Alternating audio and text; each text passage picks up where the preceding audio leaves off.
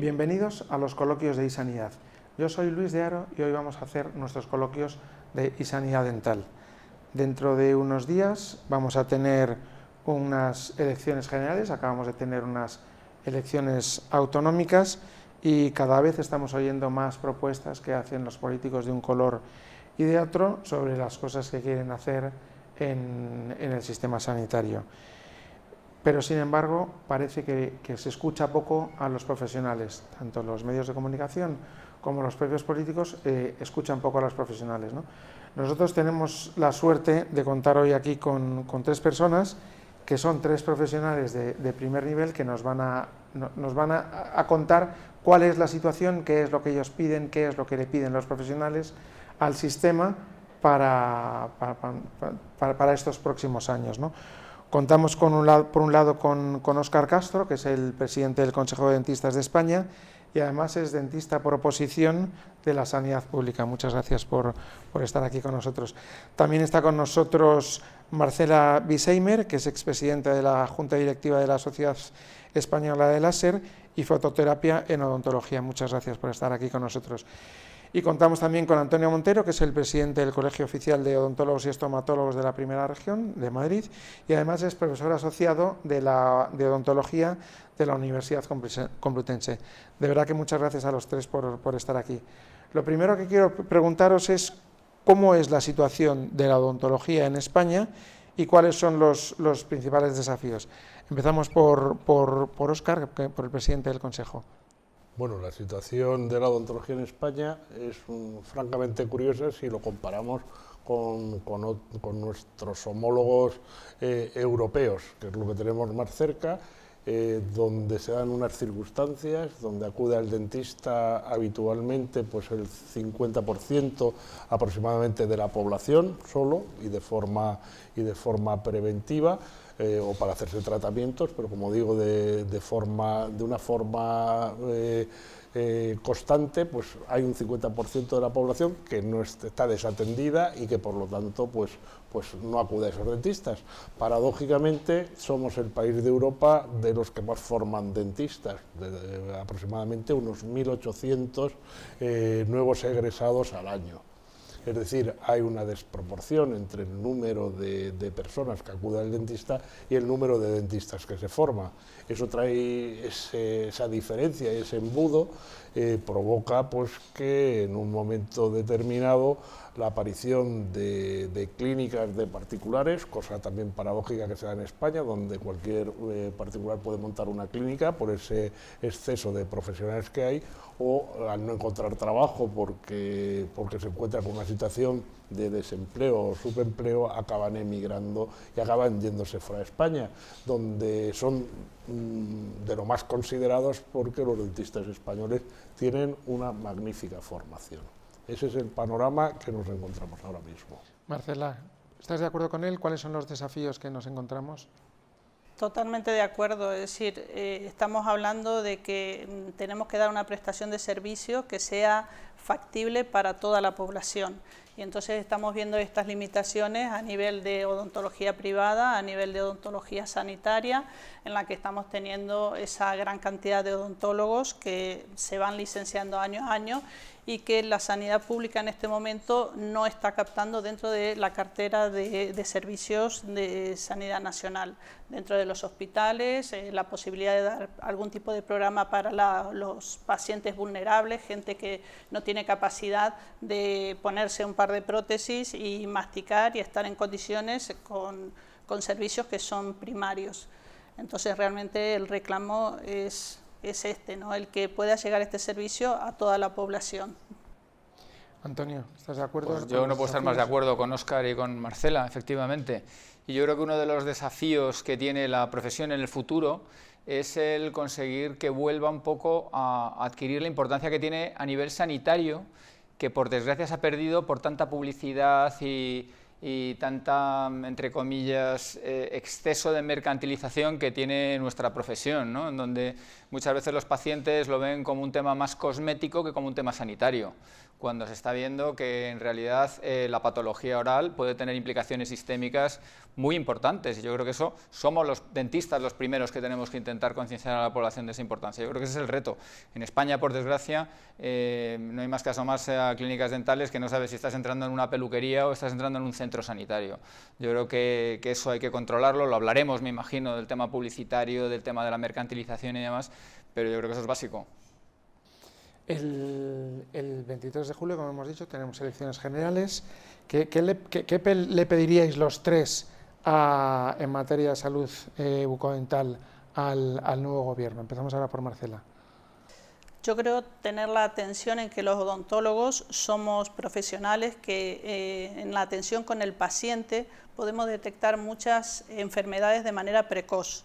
Es decir, que tengamos una integración como profesionales en lo que es la parte médica general. Podemos dar ejemplo con el cáncer oral, por ejemplo, en la exploración en que podemos realizar y hacer ese diagnóstico precoz, en pacientes diabéticos, en pacientes que son cardiópatas y que tienen infecciones de las encías, una periodontitis, y que eso va a tener una repercusión también sistémica, en pacientes incluso hoy en día que puedan estar sufriendo un síndrome de apnea obstructiva del sueño, y que nosotros simplemente con una visualización de ese paciente a nivel dentario inclusive, que hay signos que son patognomónicos, o si miramos un poquito hacia atrás en la retrofaringe, el simplemente tener una sospecha y saber derivar a ese paciente, y que cuando derivemos a ese paciente tengamos una respuesta dentro de un equipo multidisciplinar. Yo creo que el odontólogo tenemos que tener un papel muy importante en la salud general. Antonio. Pues yo les pediría que no solamente utilicen la odontología para sus campañas de marketing en momentos electorales, sino que en realidad todo eso que dicen que van a hacer lo plasmen en la realidad, porque luego al final está claro que todo ese dinero que se dice que se va a emplear para aumentar la cartera de servicios en odontología no se acaba desarrollando, y nosotros lo vemos desde las comunidades autónomas, que son los que al final lo tienen que ejecutar.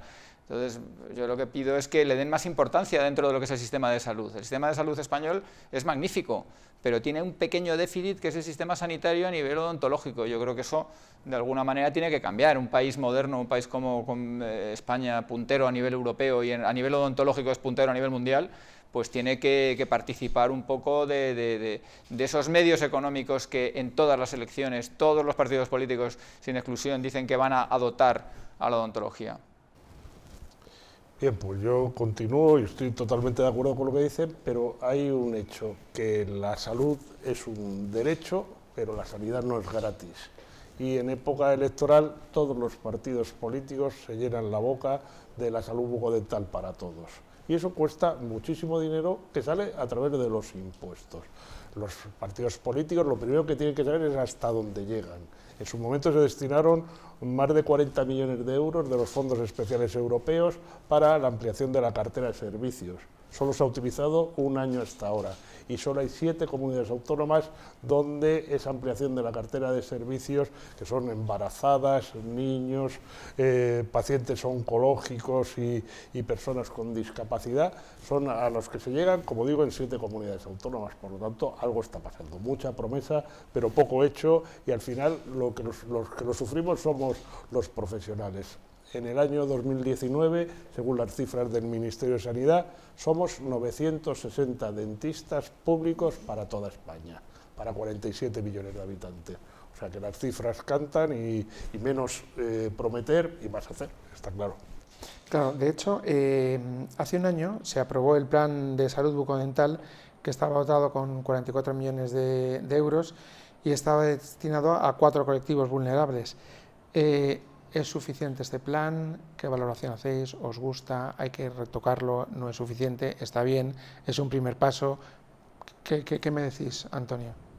Hombre, es un primer paso y está muy bien. Lo que pasa es que lo que decimos, luego esto es a nivel ministerial, pero luego lo tienen que desarrollar las comunidades autónomas.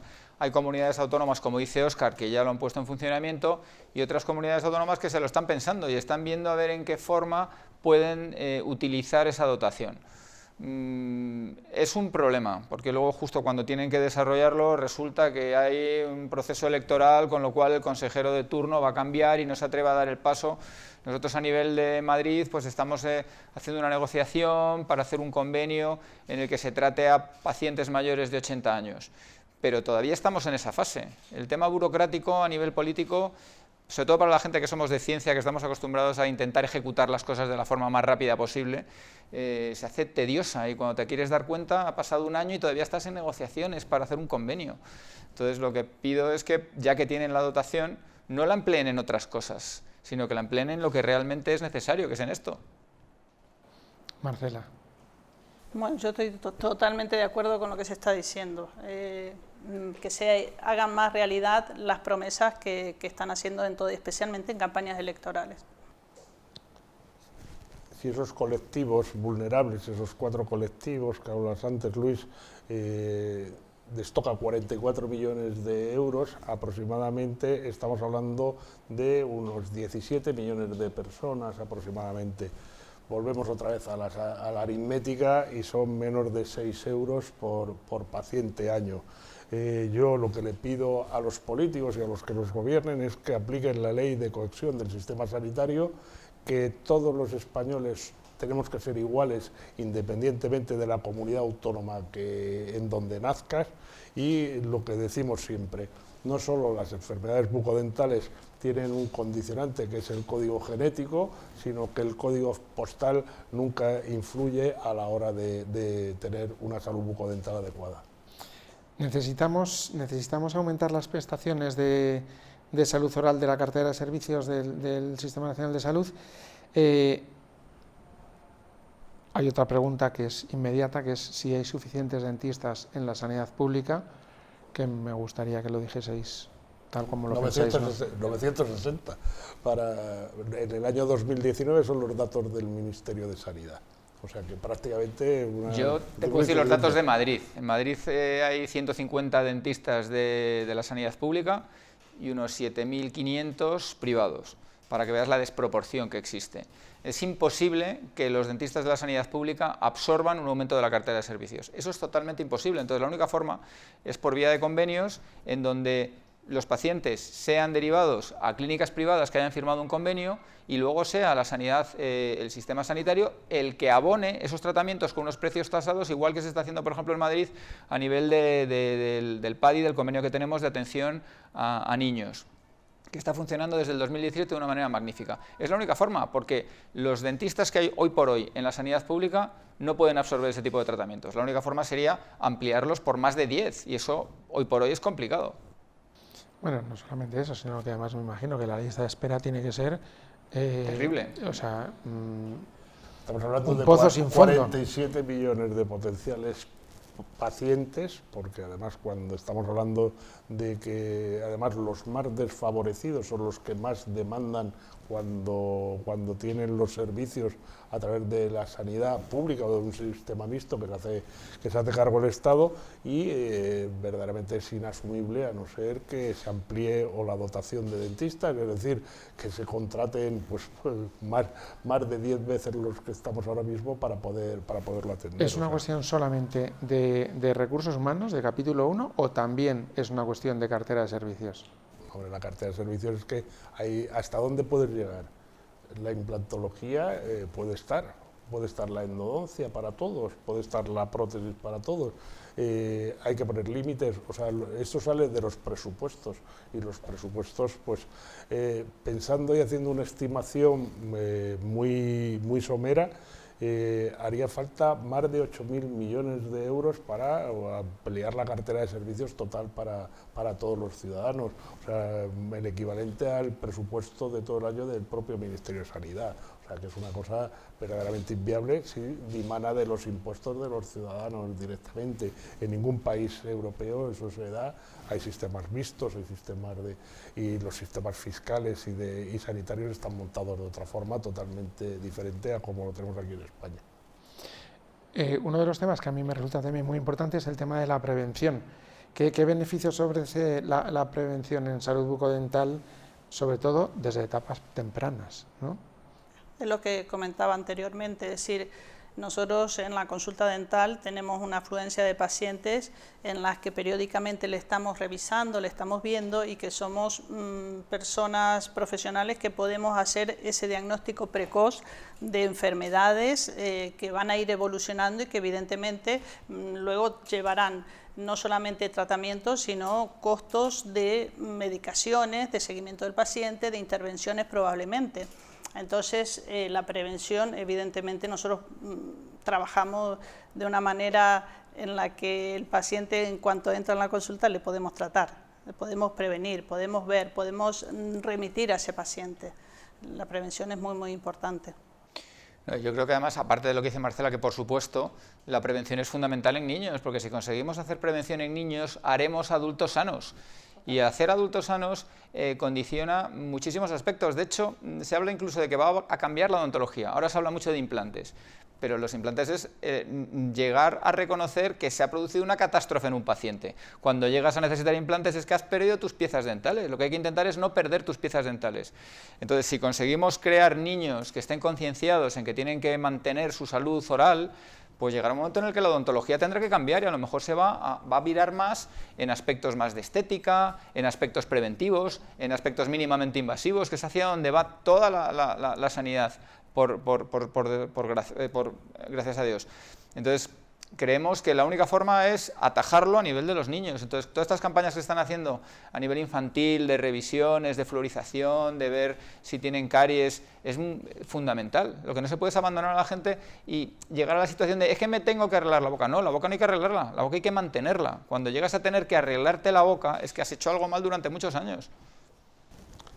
Así es. Desde luego la prevención es el mejor tratamiento y el más económico. Por cada euro que te gasta o se gasta el Estado en prevención, son 20 euros que no se gasta el paciente en tratamientos. Por lo tanto, económicamente y en factores de salud, prevención siempre. Tenemos varios caballos de batalla que son muy importantes, ¿no? Que está por un lado, lo has mencionado al principio, el tema de quién puede estar al frente de una clínica, que de ahí surgen todas las cadenas. Tenemos también el tema de la publicidad. Estamos hablando de los recursos humanos, estamos hablando de las prestaciones, estamos hablando de la poca dotación que tiene económica el sistema de salud bucodental. Al final, lo que a mí me parece es que es necesario definir qué es lo que buscamos con la salud bucodental, ¿no? O con un programa o con un plan de salud bucodental, porque evidentemente con 44 millones de euros solo para gente desfavorecida no tenemos. El problema está, me da la sensación en que no hay un plan definido a, voy a decir, 10 años, Agenda 2030 o 2050, me da igual, sino que cada uno que llega pone la pieza, como no la pieza dental, sino la pieza bucodental, como buenamente puede, y son todo parches, es decir, son parches la publicidad, son parches quién puede estar, ¿no?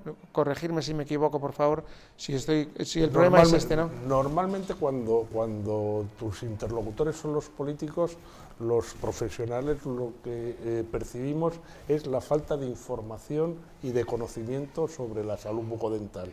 O sea, tienen asociados una serie de estereotipos, dentista, tal, y entonces parece que somos parasanitarios, o sea, que no tenemos que ver con la sanidad. Entonces, pues eso es una equivocación. Luego, por otro lado, como bien dices, Luis, no se hace una expectativa a 10 años vista de cómo se va a planificar. Los 44 millones han sido puntuales y a través de unos fondos extraordinarios de la Comunidad Europea. O sea, que no es una cosa que esté programado para que anualmente haya una liberación de dinero por parte del Ministerio para la Salud Bucodental.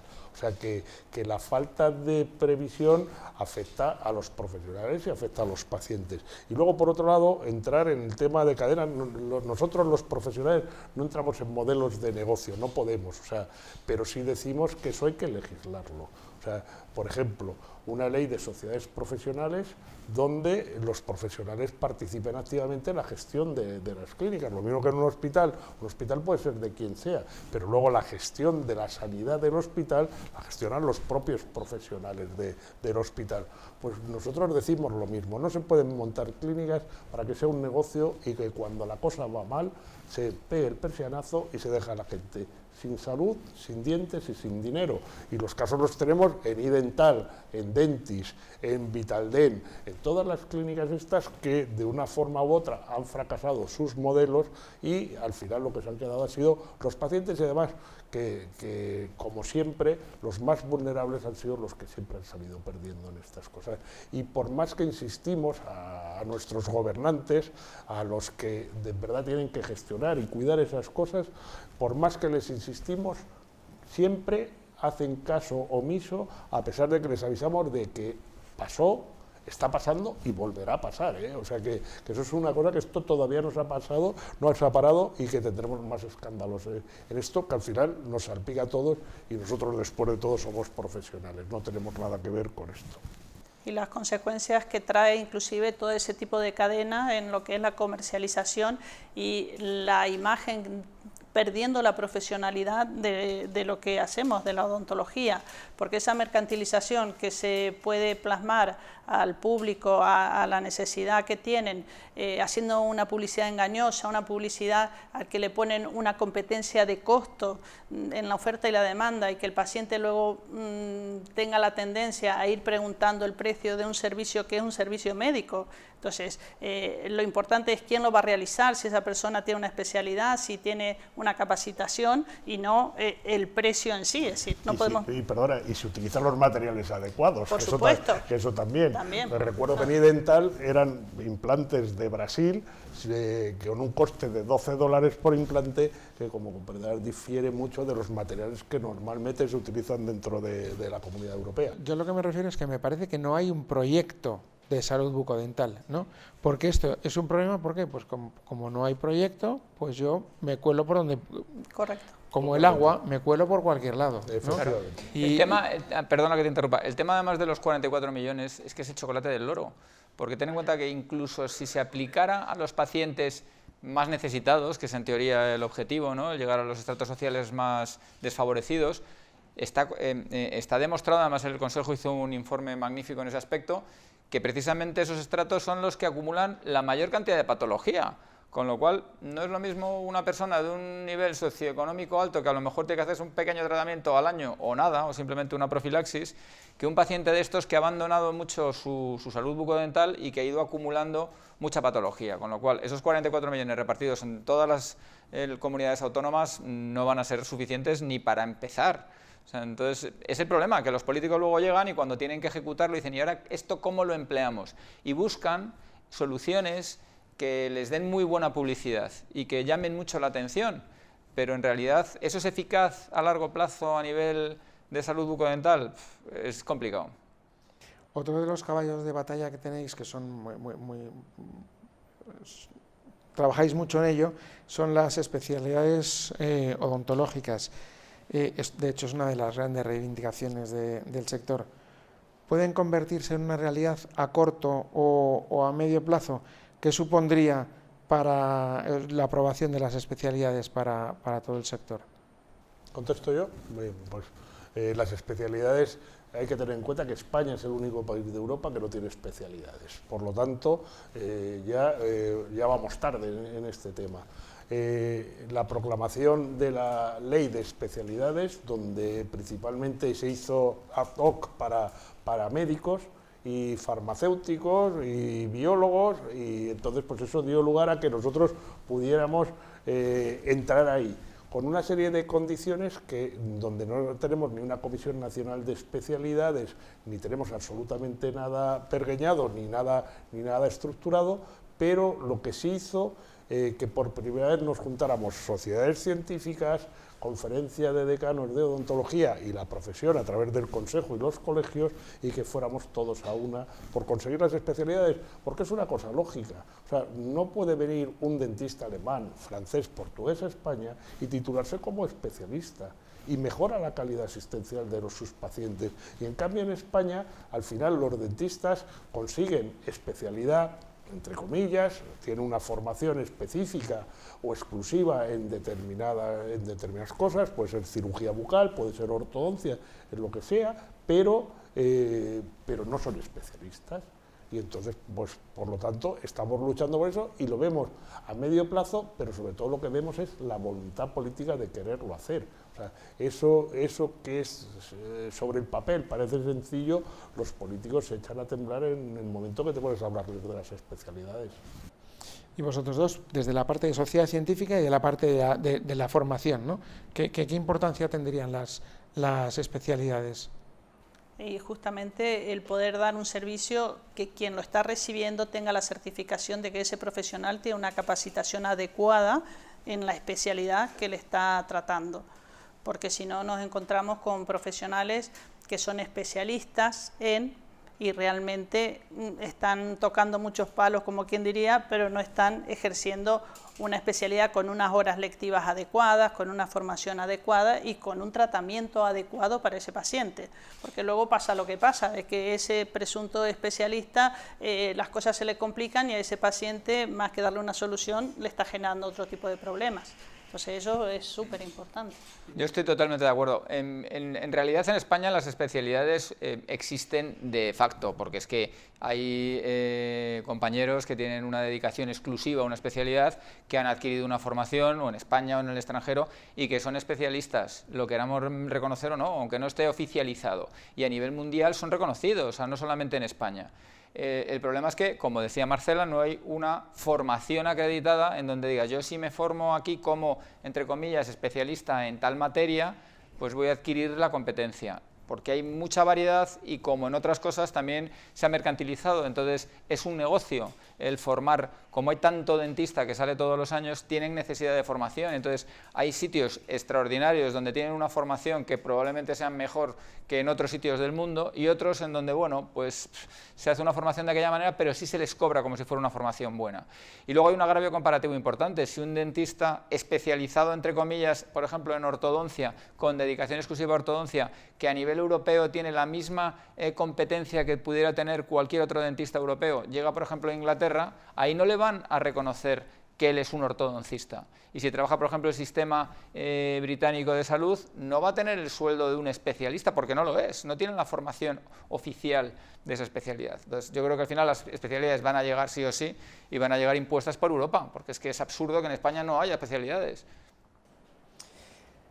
Por otro lado, ¿hasta qué punto es importante la participación de los dentistas en equipos multidisciplinares para la detección precoz de enfermedades como el cáncer oral, la diabetes, la hipertensión o la apnea? Bueno, para todas estas enfermedades, ¿hasta qué punto es bueno que haya una participación junto con otros especialistas? Empiezo yo, si no te importa. Sí. Yo creo que es básico. O sea, ahora se está viendo que muchas patologías empeoran por no tener una adecuada salud bucal. O sea, el tener una salud bucal inadecuada genera una inflamación crónica que va a repercutir en otras patologías, en la diabetes, en accidentes cerebrovasculares, en infartos, incluso ahora se está relacionando con procesos como el Alzheimer.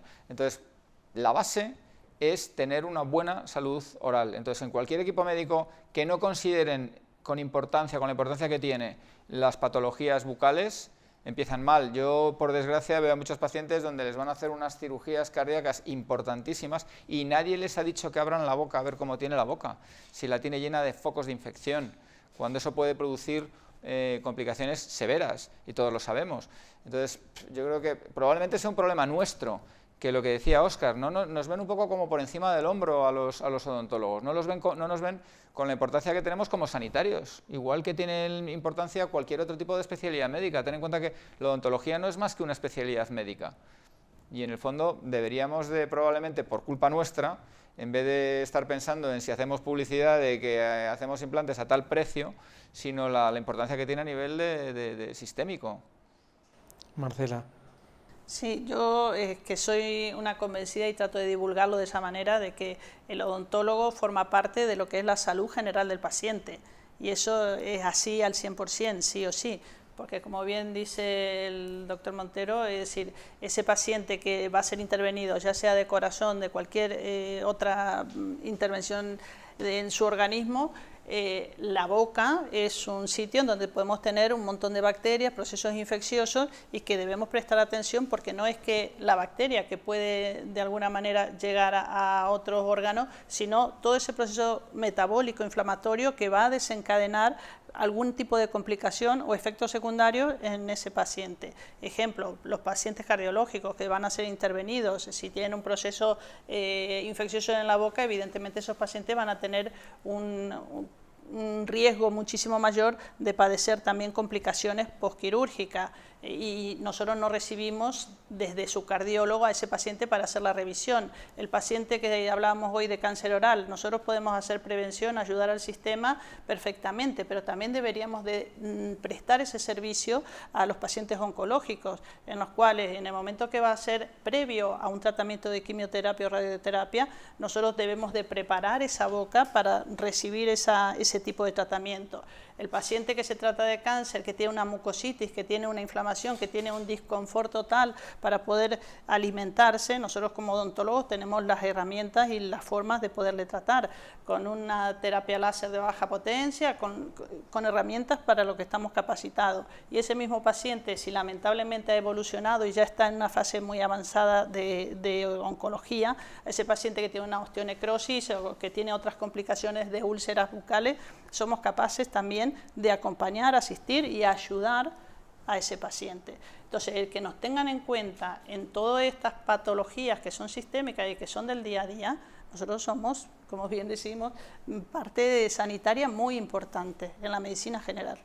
Y a nivel ministerio, no sé si como presidente del Consejo, si participas en comisiones multidisciplinares, no solamente con dentistas, sino con otros especialistas hay que decir, vamos a ver, los dentistas, los odontólogos, estamos absolutamente relacionados con otras especialidades médicas, y al final, pues como bien decían mis compañeros, pues somos equipos multidisciplinares, partiendo de la base y lo que hemos dicho, que el organismo es un todo, y por lo tanto no se puede separar la boca, sino que la boca no solo está ligado con todo nuestro sistema, sino que al mismo tiempo es signo de muchas patologías que los dentistas somos los primeros en localizarlo. Por ejemplo, con la celiaquía.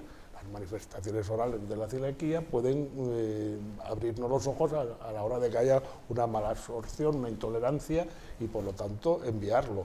La diabetes, las exacerbaciones de enfermedades como las cardiopatías, la misma diabetes, o sea, todo eso estamos ahí, y al mismo tiempo participamos en distintos grupos de trabajo, como prevención del VIH, como con el tema del coronavirus ha sido fundamental, porque después de todo la vía aérea, y entre ellos pues está la boca, era una forma de entrada del microorganismo, y por lo tanto ahí hemos estado también, y colaboramos absolutamente con todas las sociedades médicas para precisamente mejorar la calidad de vida del paciente o prevenirlo, porque las manifestaciones orales, como hablaba Marcela del cáncer oral, las primeras lesiones precancerosas o la sospecha de una lesión cancerosa la detectamos los dentistas en nuestra consulta.